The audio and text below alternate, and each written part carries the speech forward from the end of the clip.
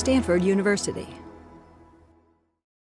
My name is James Jordan, and I am the Manager of Diversity Outreach at the Stanford Alumni Association, and also a proud member of the class of 1993.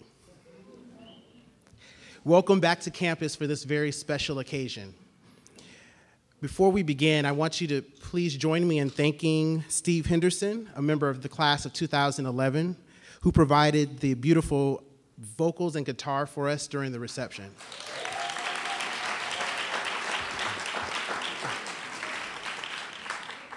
We thank him for sharing his musical talent with us. We are going to begin the program now, and I'd like to introduce our program host, Charles Ogletree.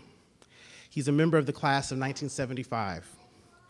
Mr. Ogletree is the Harvard Law School Jesse Klemenko Professor of Law and founding and executive director of the Charles Hamilton Houston Institute for Race and Justice. He's a prominent legal theorist who has made an international reputation by taking a hard look at complex issues of law and by working to secure the rights guaranteed by the Constitution for everyone equally under the law.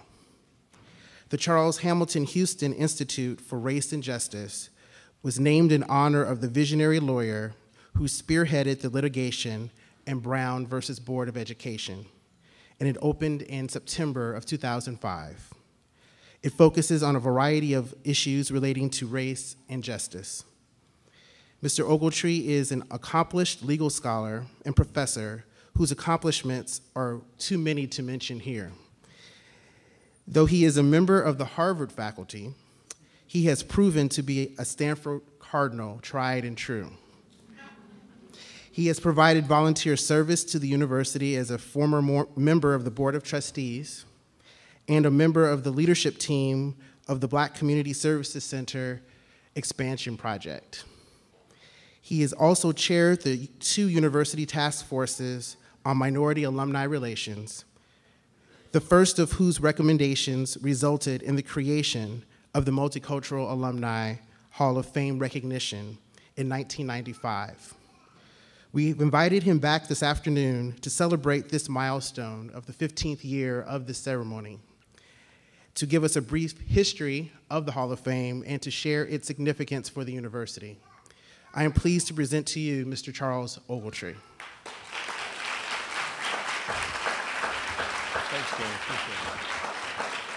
Thank you, James, and thank all of you for being here today. I'm very pleased to share this honor of introducing these wonderful inductees today, and to say a word about our committee and the work that we've done over the last couple of decades. It was very important as a trustee and as an alumnus to think about the ways that both members of the community of color can contribute to Stanford, and Stanford can contribute them as well.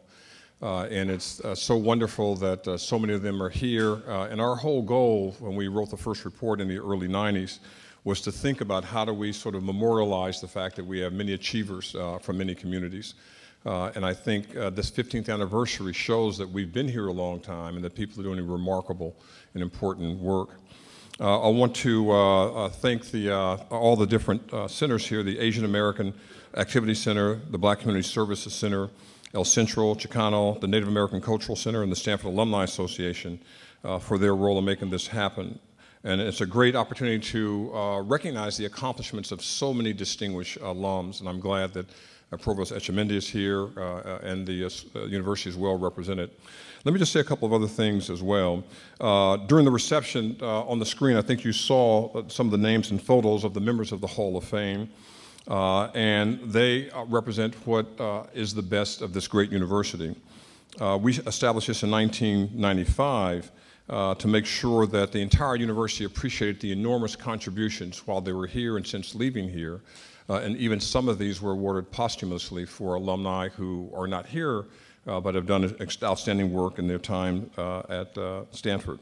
It's also important to think about this as well as not a tribute just to the community of color, but the community of color is a part of the larger community of Stanford University, and we want to celebrate that in big ways. I also wanted to make it known as well that on this 15th anniversary, at the end of the program, I'll be making an announcement about a scholarship that has been created by some Stanford alumni that is very relevant to this gathering here today, but I'll save that until we induct the honorees. Each of the honorees will be recognized today. Only 3 of the 4 are actually present because of a scheduling issue. They will be presented by the director of the community center for their particular community. And they know, the inductees, that there's a real time limit on what they would like to say. I'm not speaking particularly to Dr. Joy Simmons, just anyone who might. Oh, did I say that? But all of this will be available on Stanford iTunes, and we'll just want to make sure that everyone actually gets a chance to speak and be heard, because this is a very important occasion for each one of them. And I will just also like to thank some members of my task force. There are probably many here. I see Dr. Woody Myers, who's part of the original task force, and Carolyn Manning, who was part of it as well. And I'm sure there are other people here as well. But the whole idea was to make Stanford realize the incredible value of diversity and excellence that's represented in this room today. And even though I'm working 3,000 miles away these days, I still do bleed Cardinals, no question about that. Our first inductee is Mr. David Henry Wong, a member of the class of 1979. He will be presented by Cindy Ng, Associate Director of Students and Director of the Asian American Activities Center. Please welcome Cindy to the podium.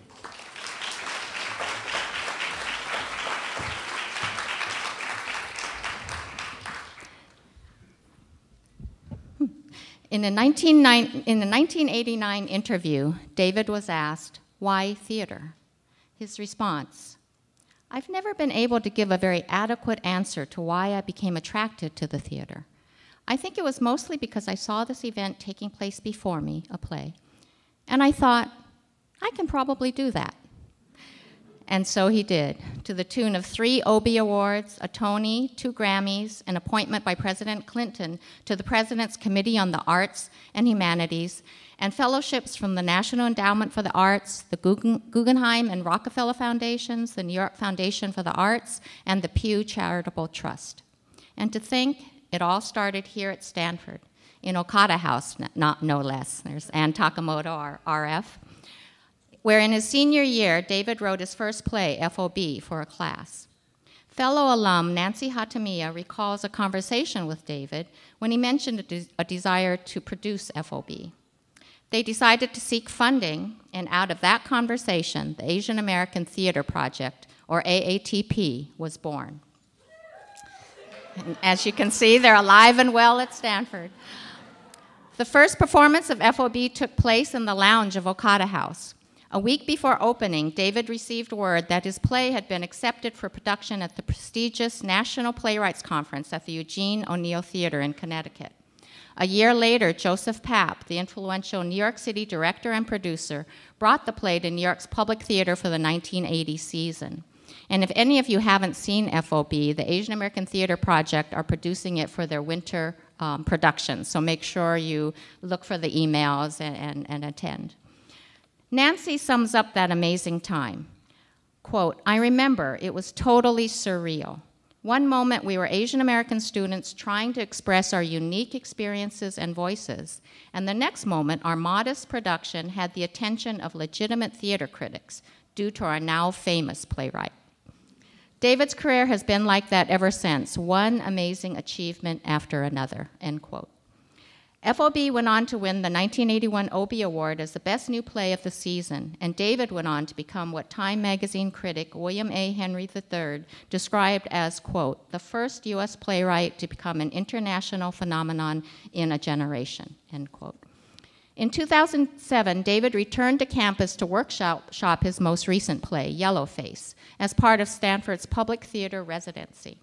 Yellowface premiered in LA and went on to win an 2008 Obie Award for playwriting and was a finalist for the Pulitzer Prize for drama. Yellowface is about a man who happens to have the initials DHH, who leads a protest against the casting of Jonathan Pryce as a Eurasian character in the 1990s Broadway musical Miss Saigon. I was living in New York at the time, and David did indeed lead such a protest. I clearly remember one of the arguments being made as to why an Asian American actor was not cast in the role, and it was because Asians can't hit the high notes. So obviously, the producers had never been to a Stanford a cappella concert. David played a key role in this and other efforts to gain parity for Asian and Asian American actors. By speaking out, he risked his own Broadway career, yet he has never hesitated to open the door for others. He paved the way for the Asian American presence and voice in theater. He has continued to be an advocate and mentor for aspiring Asian American playwrights and actors. And in fact, whenever he's on campus, he always takes the time to meet with students who are involved with the Asian American Theater Project, and we really appreciate that. Despite his many talents, successes, and deserved acclaim, David has always remained humble and unassuming. In the words of his classmate, Nancy Hatamiya, quote, "My favorite memories of David, his gentle humor, playing the electric guitar, a violin, and being himself through all of this," end quote. It is an honor to present David Henry Wong, the 2009 Asian American Activities Center inductee into the Alumni Hall of Fame.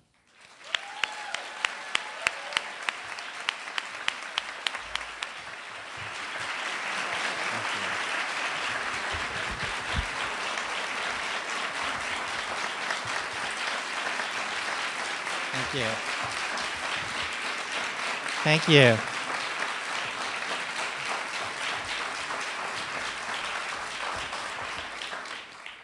Well, this is very nice.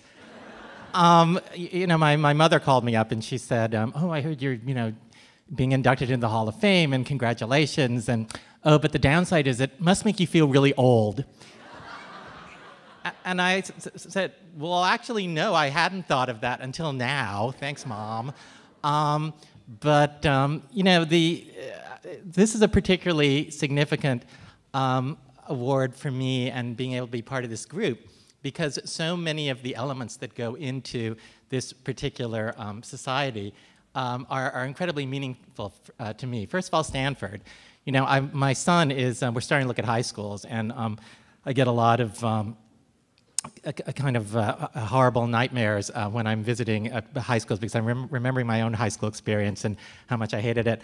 But then Stanford, I've had a wonderful time. I mean, I came in here not knowing what I was going to do, not thinking of myself as a playwright, not thinking of myself as an Asian American, and by the end of the 4 years, I'd written my first play, and the sort of course of my life was set, and that's pretty good for 4 years. I started writing plays in my spare time, as Cindy said. I saw them and started thinking I could do that. People often ask me, "Oh, well, what is it to be an Asian American and go into the arts, particularly with parents, with immigrant parents?" And probably a lot of you are familiar with Justin Lin's movie, Better Luck Tomorrow. And Better Luck Tomorrow, I think, is about how if you're a young Asian American student, as long as you get good grades, you can do just about anything. In that case, even murder people. But in my case, it was write plays. And so I started writing plays in my spare time, and I'm greatly indebted to John LaRue, professor of creative writing and English. And John read some of my early efforts and told me they were really bad, which they were, and told me that the problem was that I wanted to write plays, but I didn't actually know anything about the theater. And then John became my independent study guide, and we developed a plan together to sort of create a writing major with a specialty in playwriting, which didn't exist at the time, and maybe doesn't exist now. John really helped me to read plays, learn about the theater, and that essentially became my education here. When I think about going on from Stanford with FOB to the Public Theater and doing my first professional production, it's amazing to me that it was sort of a year between the Okada production and when it opened off-Broadway at the New York Shakespeare Festival. The theater in New York has become much more professionalized since then, and so that sort of thing tends not to happen. So I came in a very lucky moment. But also, and this is where it comes to the multicultural part of this particular group that I'm so lucky to be part of today. Why did Joe Papp decide to become interested in FOB? Well, it was because a year prior to that, they had done a play at the Public called New Jerusalem by Len Jenkins, and they had cast Caucasians in some of the Asian roles. And this led to a protest by Asian actors at that time, which predated the Miss Saigon protest by about 10 years. And Joe Papp, the sort of legendary founder of the New York Shakespeare Festival, Shakespeare in the Park, producer of Chorus Line, Joe, being who he was, he brought the protesters into his office and met with them and hired one of them onto his staff to find roles for Asian actors. And so it was about that time that my play came across his desk. So I was I had the opportunity to get into this career because of political action, because of movement by the community. It wasn't just an isolated incident of me being given this chance. I'm basically the beneficiary of affirmative action, and as a result of that, I am supportive of affirmative action because it's hard for me to regard my own existence as anything other than a net plus to the American theater.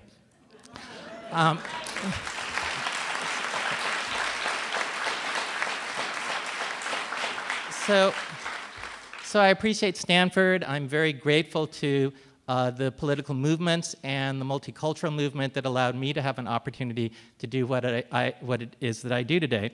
And finally, when it comes to my parents, you know, I wrote these plays in my spare time, and my father didn't really know much about theater. We never went to the theater. And he picked up FOB once, and he flipped through it, and there are some curse words, and he said, you know, oh, what are you doing? I, you know, pay all this money to send you this fancy university, you write this junk. But then when we did, I said, you know, Dad, we're going to do it at the dorm at Okada, which was then called Hunipro. And he told my mom, okay, we're going to go up to see it. And if it's good, we'll encourage him, and if it's bad, we'll tell him to stop. And they did come up, and they actually got to sit in chairs in the dorm lounge instead of on the floor. And at the end of it, I went up to my dad, and he actually had tears flowing down his face, and he was very moved by it. And it was actually, then the only play of mine he liked for like the next 20 years. Until Flower Drum Song in 2002, he didn't like anything I did. So I was really lucky. But he, at that point, he became very supportive of what it was I was doing. And, I often say, particularly when I talk to Asian parents and people my age now and older, I certainly appreciate being honored, and I'm very grateful. But on the other hand, it's really important to be supportive of young people who want to do what it is that I do, or whoever one happens to be honoring, Amy Tan or Ang Lee or any of these people. Most of us, this is not always true, but I think it is fair to make the generalization that most of us who have been able to be successful in the arts who are Asians had parents that were somewhat accepting, at least didn't kick us out of the house. And it's really important. And if you look at this moment in the economy, I think it's somewhat reasonable to ask, well, is there such a thing as a stable profession? And doesn't personal satisfaction and growth and happiness have some kind of economic value?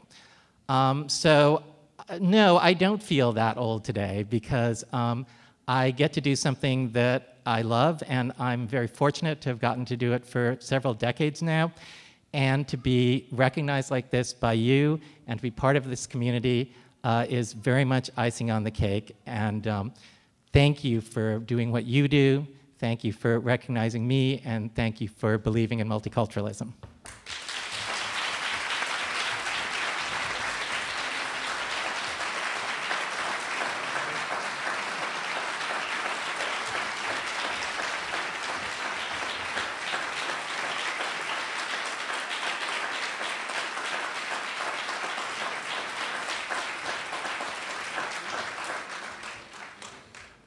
Thank you, David. Congratulations. And just a word, what's amazing about David and all these honorees is that, particularly for people who attended Stanford after the 70s, a lot of these things didn't exist.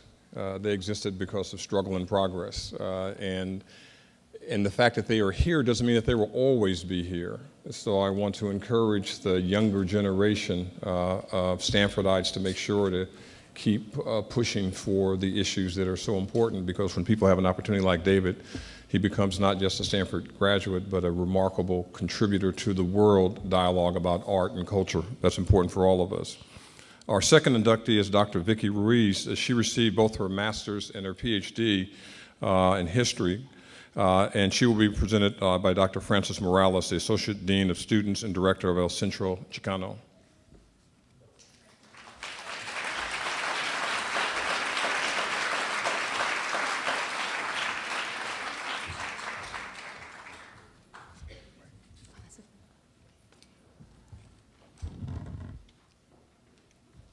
Muy buenas tardes, bienvenidos a la Universidad de Stanford.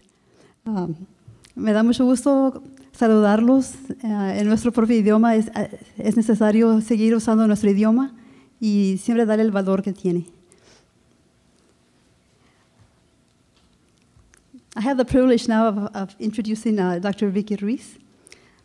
Dr. Vicki Ruiz is a first-generation college student, and for her, history remains a grand adventure, one that began at the kitchen table listening to the stories of her mother and grandmother.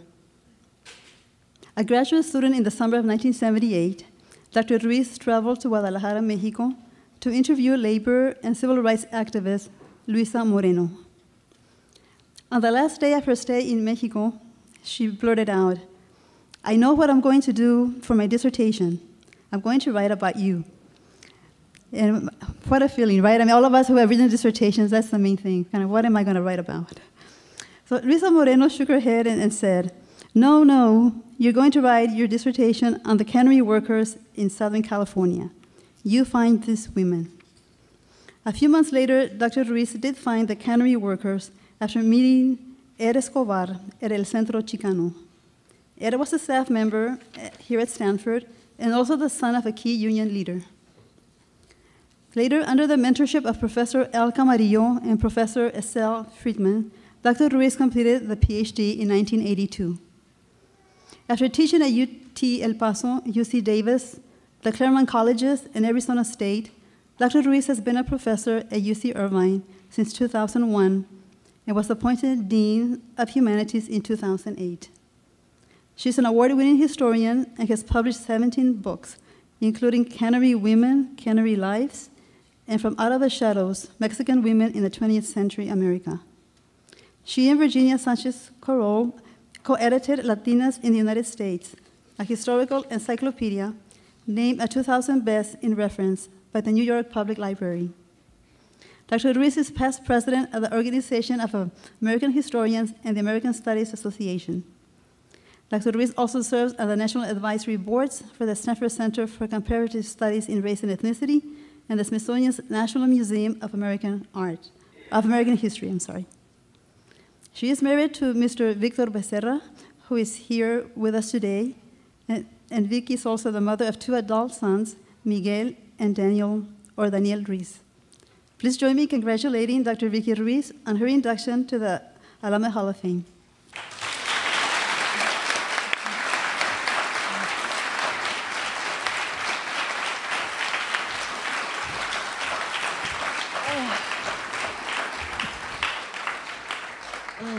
I'm so very honored and humbled to be with you today, looking at the biographies and, of course, knowing the work of David. You know, I'm really feel like going up here and saying, really, I'm not worthy, but, you know, thank you for choosing me anyway. Stanford is a place where I became a historian, and it's a place where I became an adult. How many for you are here from the class of 1974? A lot of representation? All right. Well, we know that the Stanford of the 1970s is very different from the Stanford of today. How many of you wanted to go home after your first year?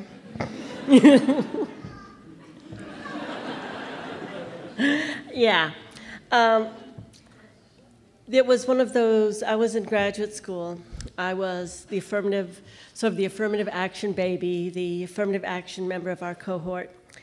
And a professor who will remain nameless tore up really badly one of my papers, and in fact, tore it up in front of the class.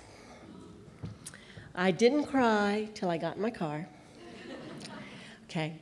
First thing, I couldn't get a hold of Al, so I called Estelle. And Estelle shared my moral outrage. And then I called Al, who was so calm. It was like, well, why do you care? Take your B's. You're going to be, allowed to go through the program. You never have to work with this, with this guy again.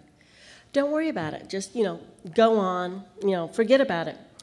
Still upset, I called my mother, and I wanted to come home. And first words out of her mouth were, "What does Al say?"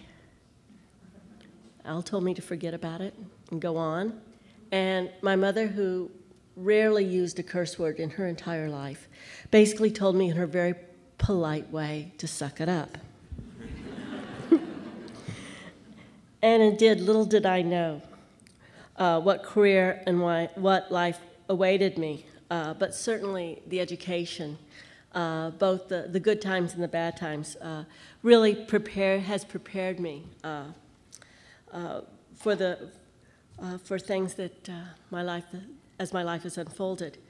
The problem-solving skills, the resiliency, the creativity. And I really, as I said, appreciated the support of the Chicano and feminist communities at Stanford. And who knew I would be the first in the Camarillo dynasty of Chicano historians. We're about 23 strong, and I'm really happy that Lori Flores and Casey Nichols are in the audience. They're sort of the youngest recruits.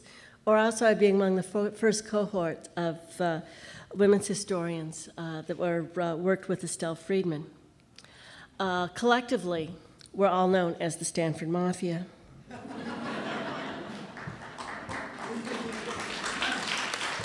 It's one of the pleasures of what I've been able to do in my career is to work with young people, to nurture their dreams, to expand them to places intellectually they didn't think they could go, to emphasize, give them sort of a sense of love of learning, a love of history. I feel I've been a successful teacher if I can put a tape recorder in their hands and they can go and interview family members. Because certainly as people of color, we need to preserve our history. There are many times I've gone into a historical society, library, and there, in the library, where you go and there's no documentation. They have all of these very sort of elite families who collect their papers and donate it. But we need to donate our papers. We need to donate our family history and photographs, because when you go into a library and you see someone's diary of being a soldier in the Mexican Revolution, when you go forth and you see people who, in the 1950s, organized in the South. I mean, there's these amazing stories, and amazing stories that you don't think, that students don't think. First of all, they don't think their parents or their grandparents ever had lives. But once they do, there's this certainly widespread appreciation. So I always feel very indebted that I've been able to work with young people for so many years. And as multicultural alumni, I believe that we have practiced a different type of leadership. We have practiced a leadership that empowers others. Gracias.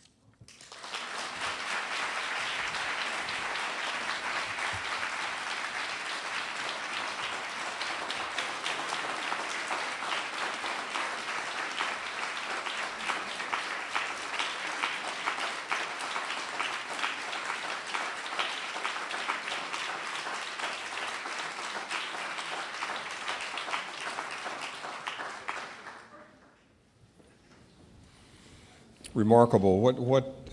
Having been to virtually all of these, the one common theme that really touches me with all of these comments is that everyone seems to make a connection to family.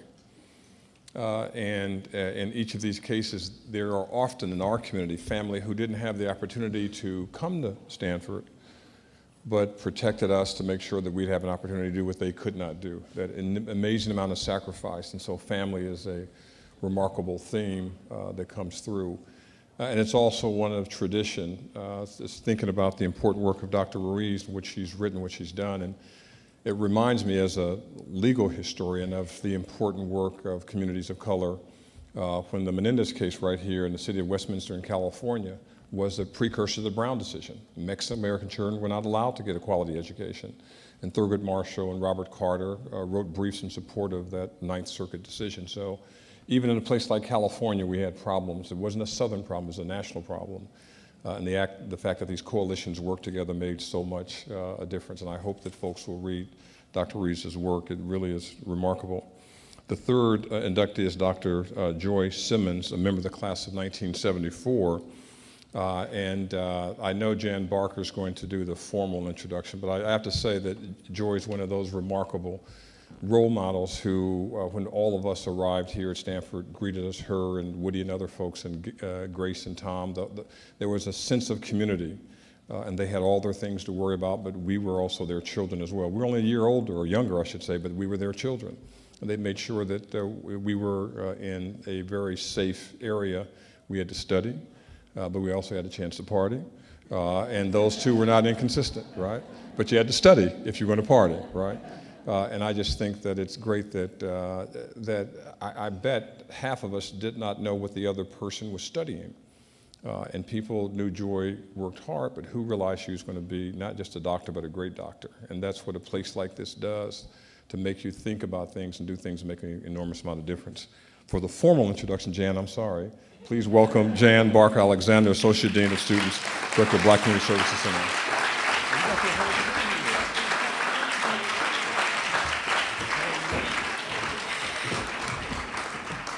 Hello, everyone. Hello, everyone. This is a celebration. I am in awe of the people who have spoken before me, and I think that even as you hear Joy and the others, we're all going to leave here inspired. This is the 40th anniversary of the Black Community Services Center, as we all fondly know of as the Black House. It's also the 40th anniversary of the African American Studies Department. And I think that it is extremely appropriate that we are celebrating Dr. Joy Simmons on this 40th anniversary. And some of you might ask, well, why is this so significant this year? Well, I just left a panel in the Black House with over 130 people in attendance. Now, some of you are going to say, in that little bitty shack in the middle of the parking lot, y'all got 130 people in it? Clearly, you haven't been to the Black House recently. The Black House is no longer that little shack in the middle of the parking lot. We are now a complex in the middle of the parking lot.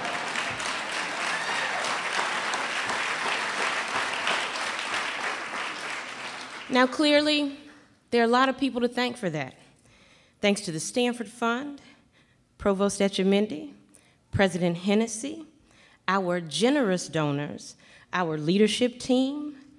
But there's one person in particular that sticks out, and that is Dr. Joy Simmons. Because as a member of the leadership team, she stepped up as being the leader of this project, and in her own way, as a busy trustee, as a busy doctor, as a mother of two girls who might have been giving her a little grief during that time because they were, you know, their growth. I'm sorry, okay, sorry. But as a busy woman, she said, in what we call her own joyism way, we gonna make this happen. We are going to make this happen. And at that point is where I want to turn this over to the people behind me to speak about that leadership. My name is Dr. D'Angela Burns-Wallace. I am the class of 1996, and as a Black woman and a Stanford alumni, Dr. Joy Simmons is a true role model. She is the professional and the leader I strive to be, and her legacy of service is truly my inspiration.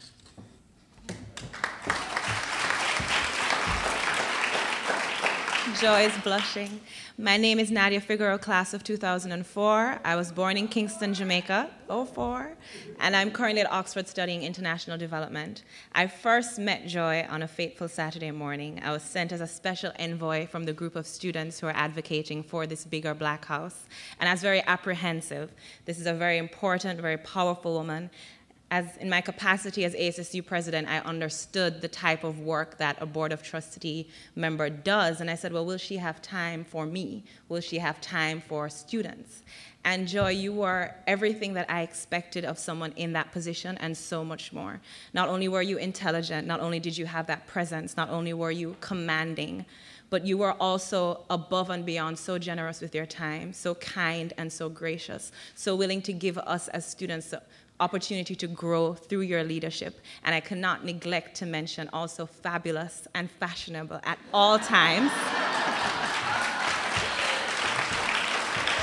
And I just want to say that beyond the accolades and the achievements and the heights that you've reached as a professional and through your volunteerism, it's the way that you are, it's your way of being and the manner in how you do what you do that is truly inspirational to me as a young woman and has made such an impact, not just on me personally, but on our community and indeed on Stanford. Thank you.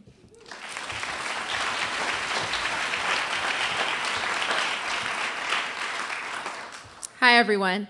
I'm Autumn Williams, class of 2011. I'm majoring in aeronautics and astronautics, and I'm also from Los Angeles. When I was a high school student, I knew that I wanted to come to Stanford. I attended an applicant reception at the home of Dr. Simmons, and I remember being in awe of her. Her enthusiasm as an alumna and trustee further fueled my desire to be a part of the Stanford family. Now that I'm here, I try my best to take advantage of every community that this university has to offer, from the Black Community Services Center to the LGBT Center to the Haas Center. And I know that Dr. Simmons is an ardent supporter of all three of those centers and many, many more aspects of this university. So to this day, her energy pushes me to contribute all that I can while I'm here and to work hard so that I can contribute to my school as an alumna as well. So Dr. Simmons, you are a role model for what I hope to achieve both at Stanford and after Stanford. So maybe one day, when I'm a trustee,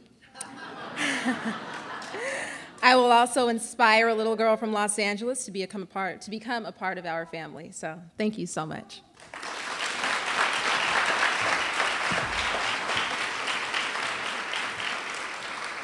I thought it was only appropriate for you to be able to see the many people that you have touched. And behind this is a larger chorus of people, people that you've inspired, people that have seen you do more than many, more than most. But what I want you to know when we talk about legacy, and we talk about legacy a lot in our community, that legacy of service, that legacy of scholarship, that legacy of activism, standing behind me, Joy Simmons, this is your legacy, which is a legacy of inspired leadership. Thank you so much.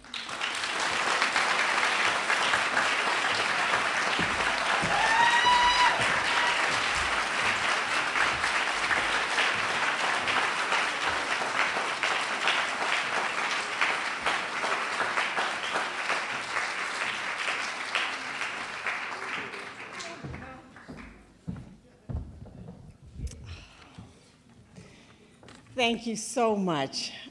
I'm going to stick to my prepared remarks because you know Joy can get kind of carried away and then she starts crying and then it's a mess. So, this is just so wonderful. Thank you so much for this honor. I am so blessed to have my mother and my daughters and my best girlfriends here to share this with me. They have endured and survived and supported my zealous commitment to Stanford, and I am eternally grateful. When I began volunteering for Stanford, I didn't even consider it as such.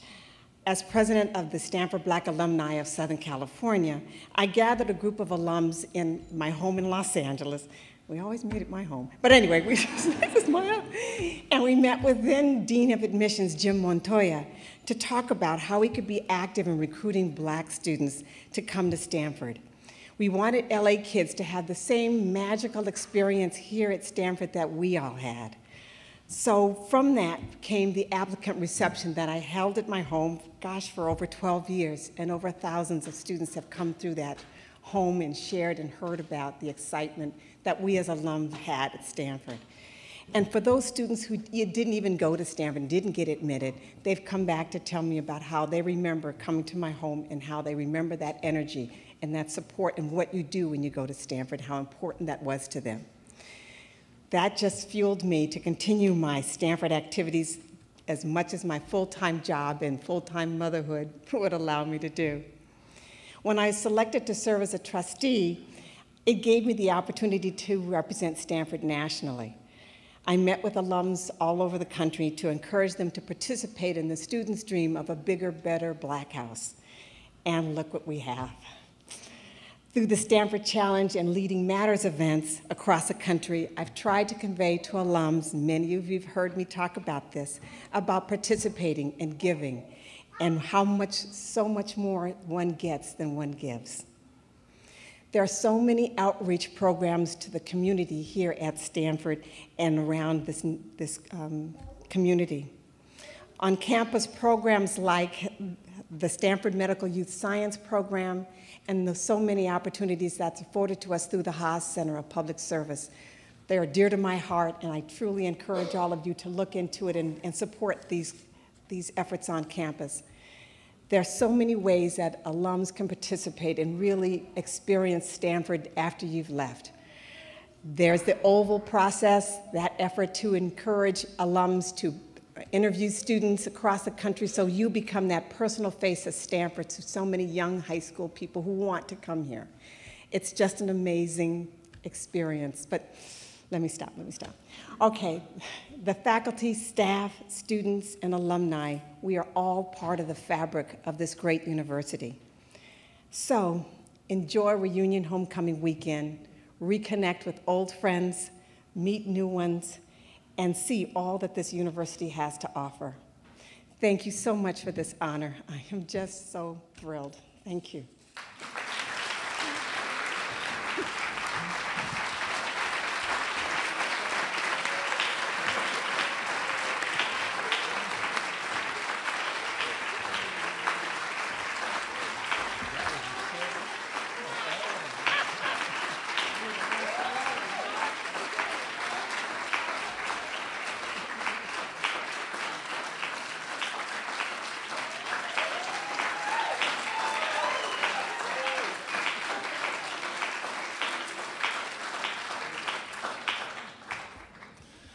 Thank you so much, Dr. Simmons, for those inspiring words, and it's wonderful that your mother is here to be saluted for all that she's done to make these things happen. In the same spirit, before we have our final inductee, I wanted to thank the people who made a difference in the lives of a lot of us. I'm not sure if he's here, but Jackie and Warren Heyman were at the original Robley House. My personal mentor, Harold Boyd, and his wife, Sarah Boyd, were big giants. Harold's here somewhere, I think, right?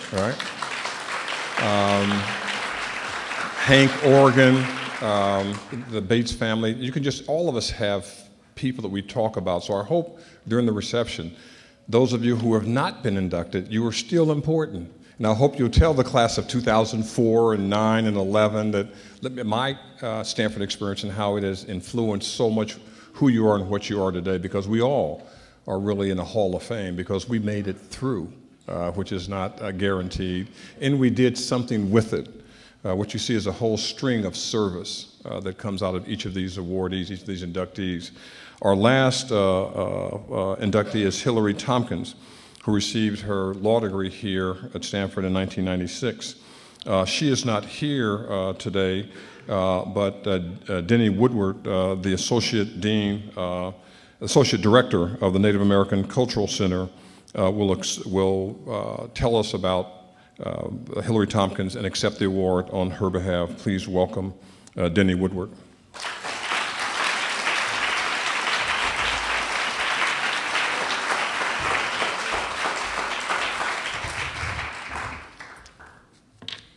Appointed by President Obama in 2009 as Solicitor of the Department of the Interior, Hillary Chandler Tompkins became the first Native American to hold that position. The Chief General Counsel for the Interior, Tompkins represents the department in judicial litigation, negotiations, and contracts with Congress, federal agencies, states, tribes, and the public. Born in New Mexico, then adopted by a family in New Jersey, Tompkins did not meet other natives until the age of 15 while at boarding school. Receiving scholarships from the Navajo Nation, she attended Dartmouth, became involved with the community of Native students there, and pursued her interest in cultural identity. After graduation, she worked as a law clerk for the Navajo Nation Supreme Court. Then, after passing the Navajo Nation bar exam, as a tribal court advocate for their Department of Justice. Admitted to Stanford Law School, she was an active member of the campus Native American Law Student Association and associate editor of the Stanford Law Review. Receiving her Juris Doctor in 1996, Tompkins was recruited by a national law firm devoted to representing Native American interests in legal areas. During the Clinton administration, Tompkins served as a trial lawyer in the Environmental and Natural Resources Division of the Department of Justice, responsible for civil prosecutions in environmental cases nationwide. She also worked as a special assistant U.S. attorney for the Eastern District of New York. New Mexico Governor Richardson hired Tompkins in 2002 as general counsel and later as chief counsel to advise him on legislation and governmental affairs. She also served as an adjunct faculty member of the UNM Law School.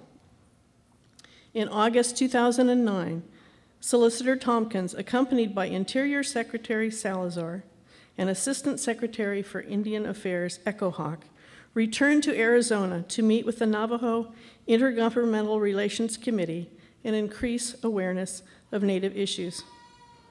Addressing the IGR, Tompkins thanked them for making her education possible. Without her roots and continued relationship with the tribe, she said, the long road would have not been passable. To be Navajo, she says, Dene Nishli, is how I view who I am. It would be hard to be the first Native American solicitor without knowing what that meant in my heart. I'd like you all to join me in applauding Solicitor Hillary Tompkins.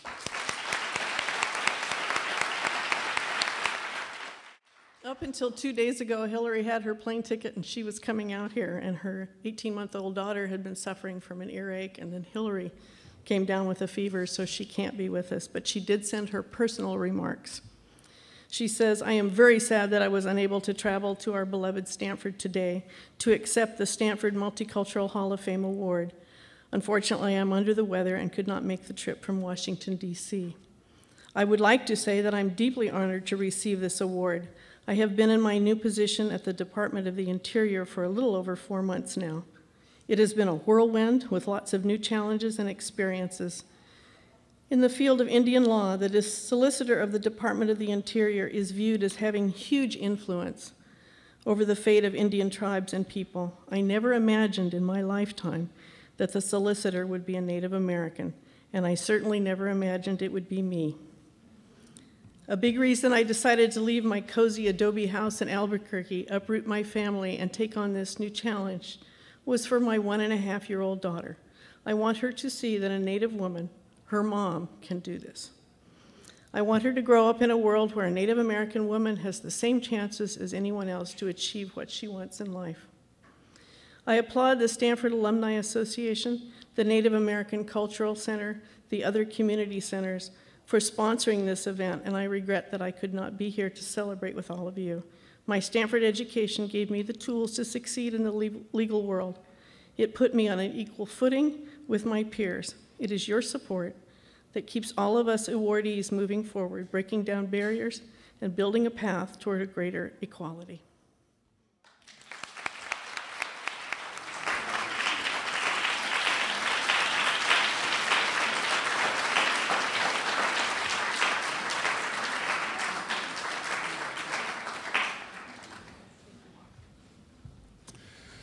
Thank you so much. We appreciate all of the comments by all of the recipients. And again, it's about legacy, and the amazing work that we have seen and heard about today reflects that. And I'm very pleased that to see our latest inductee in Washington doing important work with President Obama. And you think about that legacy. I remember meeting both his wife, Michelle, when she came to Harvard in 1985, and then him in 1988.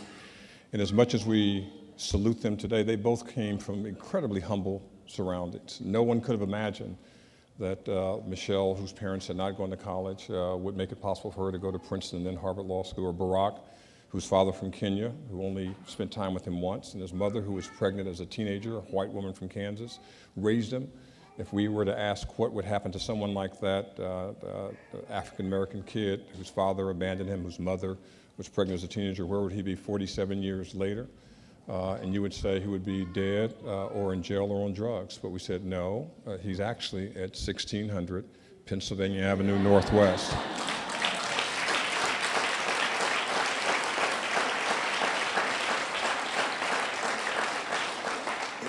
Let me end by saying something about our president and how it reflects our honorees over these 15 years. When you think about it, Barack didn't just come to Harvard Law School. He came and made a difference. He worked hard to get in, but he also was a very good student. Was the first African-American to be president of the Harvard Law Review, and there's no group of people who were more arrogant and elitist than members of the Harvard Law Review. But he was the president. And when he was graduating, he came to me, he said, Sharif, what shall I do? As the president of the Law Review, I can clerk for any Supreme Court justice. And as one of the top graduates of my class of '91, I could make $100,000 working at a law firm. But I promised the people of Chicago that I would come back and do community organizing, and that was my commitment. I've earned the right to make a lot of money. I've earned the right to a clerkship. Can I give all this up and go back to Chicago and do what I promised to do? I said, Barack, yes, you can. No, wait a minute. That is not funny at all. Barack hasn't given me 1 ounce of credit the last 3 years, but I'm not mad at him. I am not mad at him at all. Why did I bring that up? Well, we applaud each of our inductees. We applaud all the centers for the important work that they have done and will continue to do at Stanford. We thank Provost Etchemendy for being here and helping us celebrate. And it is a celebration of who we are. And the 4 people here will tell you they're just like you. There's no difference between them and the struggles and the challenges, but they are examples of all of us. And each of us is an example of both struggle and progress and our great success. And I wanted to make 2 announcements before we have our reception. The honorees, if they would stay, we want to take a couple of photographs before they will go out to the reception if they would stay up on the stage. 2 bits of information. One, a sad note of the class of '74. I just heard yesterday from one of your class members, from her son, Ryan Stewart, who's also a Stanford graduate, that Ellen Austin Stewart just passed away this week. She was a member of the class of '74, a wonderful woman who went back to Texas and lived a good life and just passed away from cancer on Thursday. And also to say that it's important that people get together but do something with it. And for a number of years, a number of Stanford graduates, the black men, have been going to football games and talking trash and claiming that they didn't lose their hair, they cut their hair. But what they have done, what we have done, is formed an organization called the Stanford Black Men's Fund. And we have each made a commitment to raise funds and contribute personal funds to make sure that the next generation, that the legacy continues through scholarships. I want to announce today that we are providing our first scholarship, $5,000, to Stanford University in honor of one of our golfers and fellow travelers who passed away this year, Tom Massey. So the Stanford Black Men's Fund is honoring Tom Massey.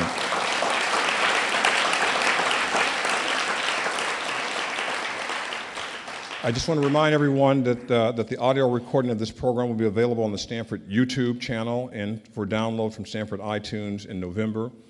We encourage you to remain for the dessert and food and enjoy it. And again, join me in thunderously applauding all of these wonderful honorees today.